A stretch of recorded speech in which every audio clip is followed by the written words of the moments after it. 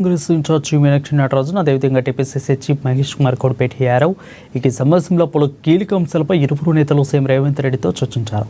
Party నిర్మాణం, పాదయాత్ర, BC రిజర్వేషన్లపై ఢిల్లీలో పోరాట కార్యాచరణను చర్చించారు. దాదాపు గంటన్నర పాటు సుదీర్ఘంగా చర్చించారు.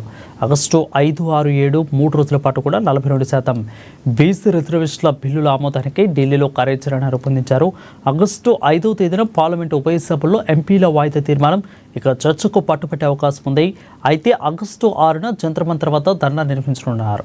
ఈ ధర్నాలో ముఖ్యమంత్రి రేవంత్ రెడ్డి, మంత్రివర్గం, అదేవిధంగా ఎమ్మెల్యేలు, ఎమ్మెల్సీలు, పార్టీ నాయకులు, అదేవిధంగా నాయకత్వం, ఢిల్లీ బీసీ సంఘాల నాయకులు పాల్గొననున్నారు.